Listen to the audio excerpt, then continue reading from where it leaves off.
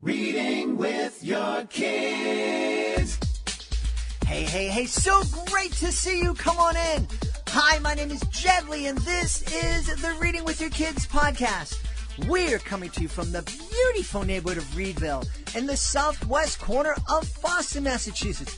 We are so delighted that you're part of our beautiful Reading with Your Kids family. Please be sure to subscribe to the show on the iHeartRadio app, on Spotify, Google Podcasts, Apple Podcasts, Amazon Music, Ghana, wherever you find your podcast. Our guest today is Leigh Ann Gerk. She is here to celebrate Dear Brave Friend. Before we invite Leigh Ann in for this very, very powerful conversation, I wanted to let you know about a couple other places you can find the Reading with Your Kids podcast. We're always letting you know you can find us wherever podcasts can be found. But you can also find us on YouTube. We have a great YouTube page. All of our podcasts are published as YouTube videos. And, of course, it's the Reading with Your Kids channel on YouTube. We also just find out that we are available on Roku. That's right. You can find us on the iHeartRadio family channel on Roku. So check it out today. Joining us right now from Loveland and the great state of Colorado, she is the author of Dear Brave Friend. Really, we're going to have a really, really important and powerful conversation, I think. Please welcome to the show, Leigh Ann Gerk. Leigh Ann, how are you? I'm great, Jed. Thank you so much for having me on your show. I'm really happy to have you here. This is a subject that I think is one that this is a subject that every family is going to have to deal with in one way or the other. And we're talking about grief, and specifically, you are speaking about dealing with the grief of losing a pet. Why don't we begin with you just telling us what Dear Brave Friend is all about? Absolutely. So, Dear Brave Friend, I wanted to write a very special children's book. And Dear Brave Friend is about the feelings of loss that this little boy feels after his beloved dog dies. And I wanted to make the book a little bit different. The book is actually a letter from the departed dog to the little boy. And he talks about things that the little boy may be feeling and why he's feeling that way and what he can do about it. It's just a very special book. At the end, I have some activities. Pet loss it surrounds us. And I wanted something very special for children that they could relate to. So Dear Brave Friend is about pet loss for children. But like I said, it's different. It's written in the form of a letter from the dog to the little boy. Interesting. What inspired you to write this book? Oh, gosh, Jed. I don't think I realized it at the time, but I think my inspiration came many, many years ago when I was a little girl. I grew up on a farm, and I had many animals. I had a boxcar that was also my playhouse that housed 32 kitties. I had dogs and horses and bunnies and baby calves, and I bonded with every one of those animals. They were my family. And I always thought, I want to reach children because they're just like that little girl I was. And so I wanted to find a way that I could reach these children. They're brokenhearted. I wanted to validate them. I wanted them to understand their feelings. And I also, through my line of work, I was asked so many times by parents, how do I talk to my child about pet loss? How do I approach them? And parents are very scared of this subject. As parents, we always try to make our children's world bright and happy, but we also need to teach them how to grieve healthy. And so I didn't want parents to be afraid to talk to their kids. So I wrote Dear Brave Friend as a good resource for them, as a way to invite very necessary and needed conversations. And it's always been my dream to write a children's book. And so everything just fell into place. Now, it's interesting. You are a professional pet loss and grief companion and counselor. That I didn't know that there was that specialized branch of counseling. Why did you choose to get into that line of work and make that your life's work? Great question. And, Jed, so many people, once they find that I'm a pet loss grief counselor, they always say, "Oh my goodness, I didn't know there was such a service around," and they're so grateful that there is. I'm a licensed professional counselor, and I had to euthanize my very special boy, a little Pomeranian named Teddy. And I had an at-home euthanasia, and I've loved many and lost many animals. There was just something extra special about Teddy. And oftentimes people say they have their heart dog. Well, he was my heart dog. And the grief was so deep, and I thought, I want to talk to somebody. How do I get through this? And I looked for, are there some, pet loss support groups? What do I do? There are some online, of course, but I wanted to be in person. So Home to Heaven is an at-home euthanasia service, and I called them the following week after Teddy passed, and I said, I would like to offer free pet loss support groups for the families that are dealing with this kind of loss. And they loved the idea, and that's where it went from there. Fascinating. Like you, I've had pets all my life, and we've had to say goodbye to. We had to say goodbye to all those pets except for the one that's in the studio with me right now. It is part of the process of having a pet. One of the realities is that unless you have a macaw or an elephant that can live for decades, the chances are if you bring a pet into your home, your child and you are going to have to say goodbye to that pet. Do you think it's important for a family to talk about that as part of the discussion when families are deciding whether or not to welcome a pet into their family? That's a great question too. I do think depending on the children's age, that could, I certainly wouldn't want to tarnish the excitement of having a pet, knowing that they will probably pass before we will. But I think the timing, it's a timing thing, Jed. Oftentimes great conversations they just come up on their own. So I think at some point it would be a good discussion, we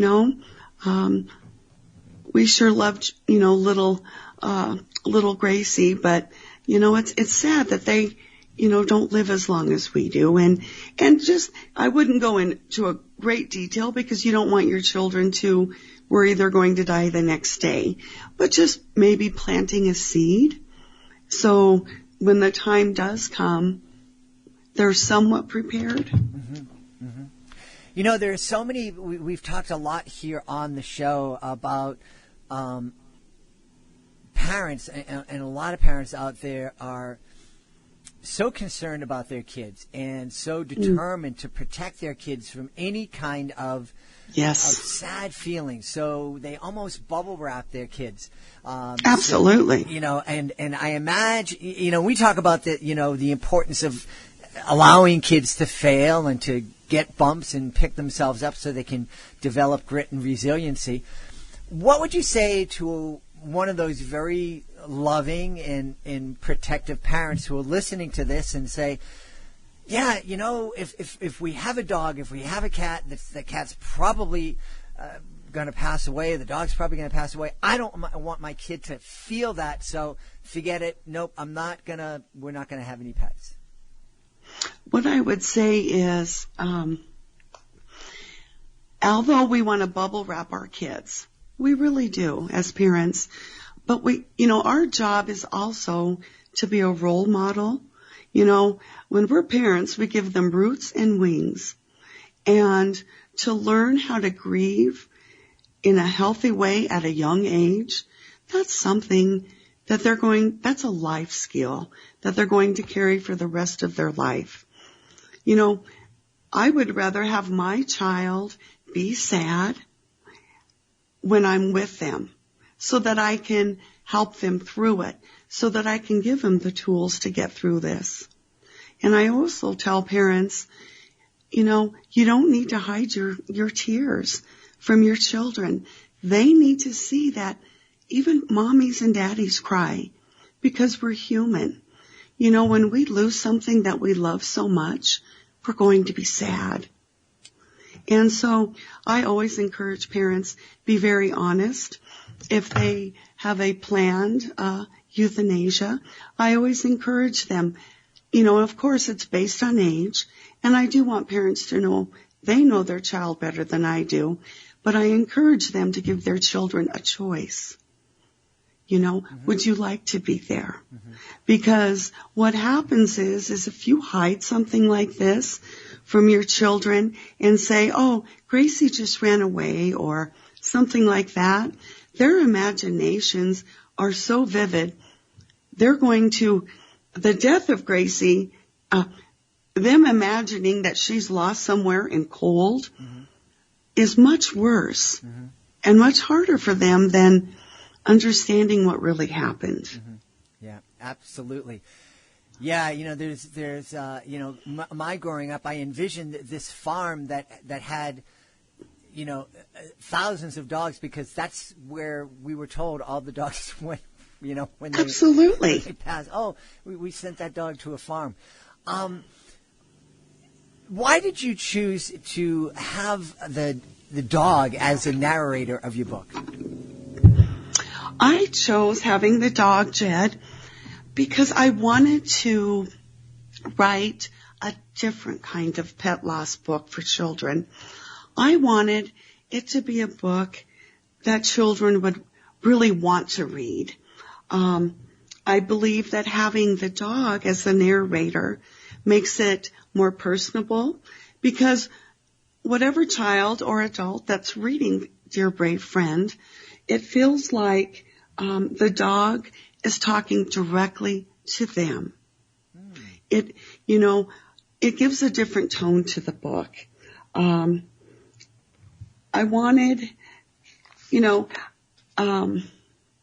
I just wanted them to, I needed a different tone because it's such a sad topic. What child would not want to read a letter from the pet that they miss? And so that's a lot of the reason why I did that. I wanted to give them hope and comfort as well. So often I hear, oh, I hope my dog's okay. I hope my cat's okay. And especially children, they're not sure what happened. So Dear Brave Friend, with the dog telling the story, it brings them comfort. They know that even though they miss their doggie, that he's still with them in some way. And it also lets them know that they're okay, mm-hmm. that they'll be reunited again someday.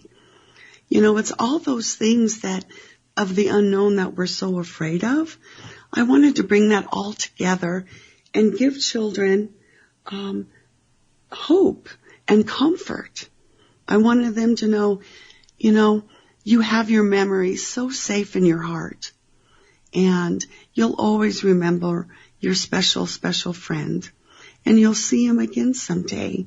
And they're just fine where they are. I think that's something children struggle with because they're afraid. Mm-hmm. Mm-hmm.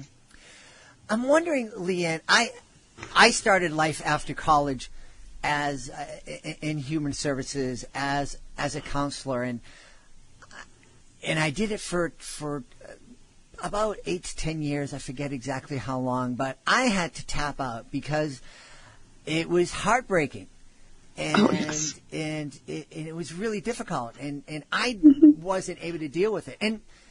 And most of my job, I was helping kids in the juvenile justice system, and the majority of the time in my job was positive, getting kids back into school and helping them re-socialize. But those moments of heartache and disappointment and sadness really kind of took a toll on me. Yes. And you're dealing with this every day. This is your specialty. I'm wondering how are you able to do it as a person? I'm imagining that it must be incredibly difficult for you. Oh, it's heartbreaking, Jed. But, there's been many times I've cried with my clients because I feel their pain. But I also look at it as, I'm helping someone through this very difficult time. The difficult time is there regardless if I help or not. But I feel if I can help them through their journey, that I've done a really good thing. That's what keeps me going. I so want to help, and I want to give people hope. And I feel honored that I can help them on this journey.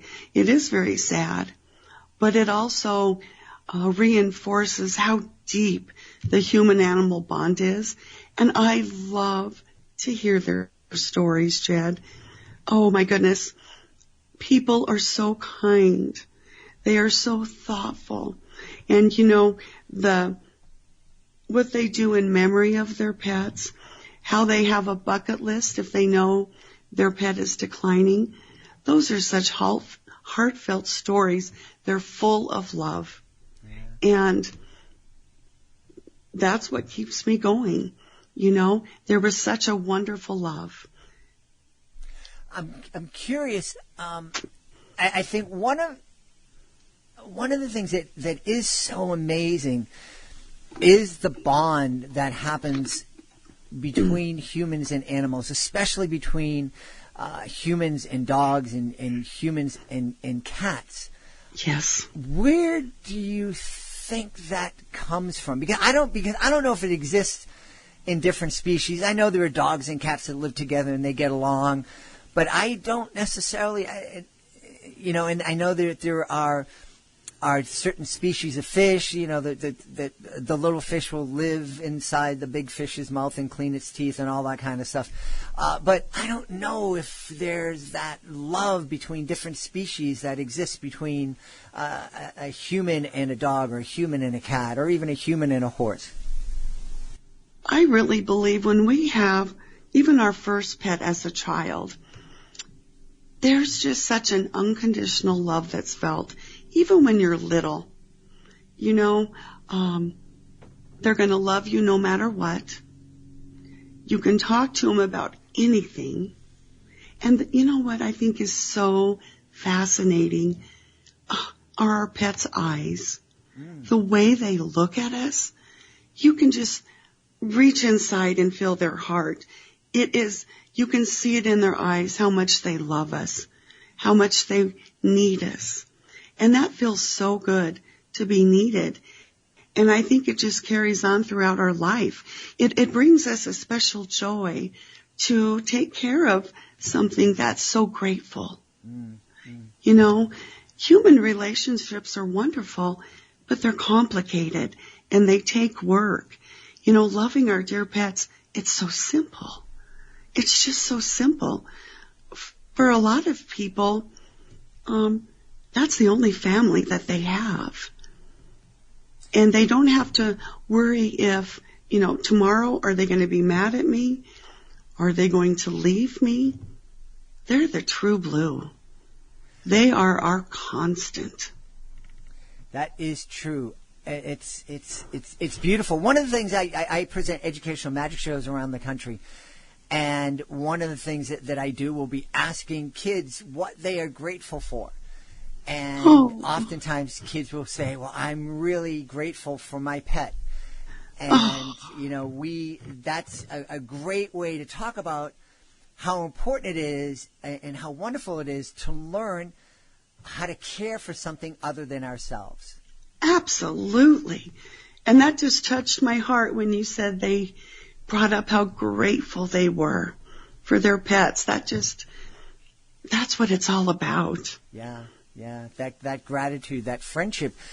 Oh. And, I love that you've created a book that can help remind kids that, the friendship that we feel for a pet, that love that we feel for a pet, it changes, but it doesn't have to die. That love can stay alive forever.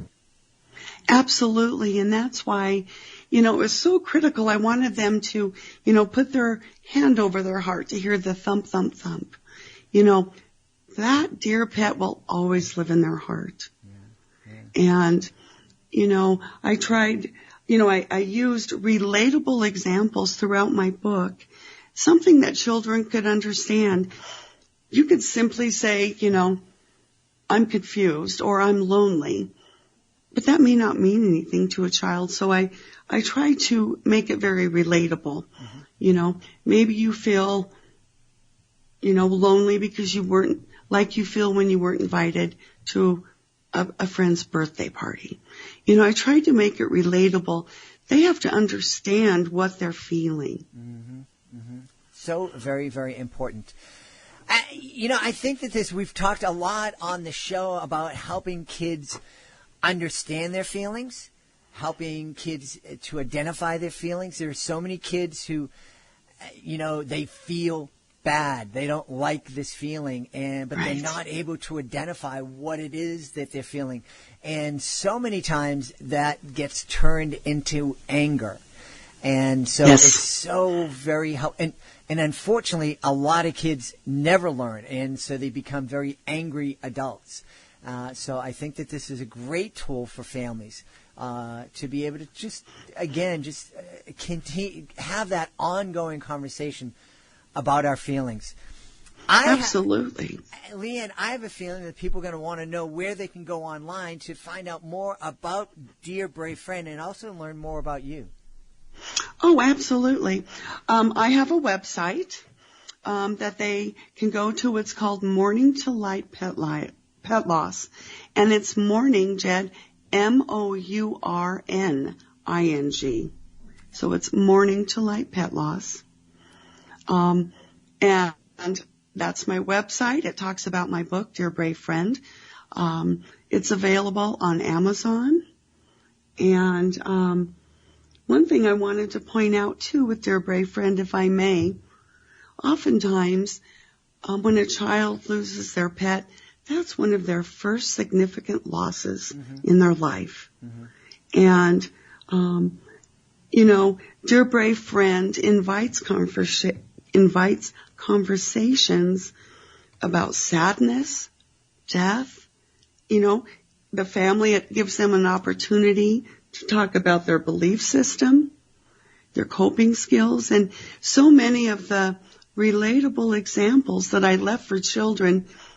It leaves a really great window of opportunity for conversation with their kids about other topics as well, mainly, of course, the death. But when I talk about, if they're getting teased at school, that can maybe be a good way to talk to kids about bullying. I want to give these children life skills. Wonderful. Coping skills. Mm-hmm. So very, very important. We want to encourage everybody to check out Dear Brave Friend by our guest, Leigh Ann Gerk. Leigh Ann, thank you so much for being with us today. Thank you so much. And to all the pet families out there, my heart is with you. And we're in this together. Please be sure to join us for the next edition of the Reading with Your Kids podcast. Marla Humer will be back on the show to celebrate her new children's picture book, The Big Move. That's the next episode of the Reading with Your Kids podcast. If you are the author of a fantastic children's book, you might want to do what Marla did check out our Reading with Your Kids Certified Great Read program. If our panel of educators, parents, and kids believe that your book is worthy of 4 or 5 out of 5 stars, it becomes a certified great read. And with that status comes a whole lot of really fantastic tools to help your book stand out from the crowd of books that are published every single month. Do you know there are thousands of children's books published every single month? It's really hard to stand out. We can help you. We want to thank the folks who made today's show so wonderful. Of course, we want to thank our guest, Leigh Ann Gerk. Please be sure to check out Dear Brave Friend. Also want to thank my team, Alejandra Doherty, Fatima Khan. I want to thank my beautiful wife for all the support she gives me. I want to thank Augie the doggy for having my back here in the studio. But most of all, I want to thank you. Thank you so much for taking the time to join us today. And as always, thank you so very much for taking the time to make the world a better place by reading with your kids. I'll be looking for you in the next edition of the Reading with Your Kids podcast.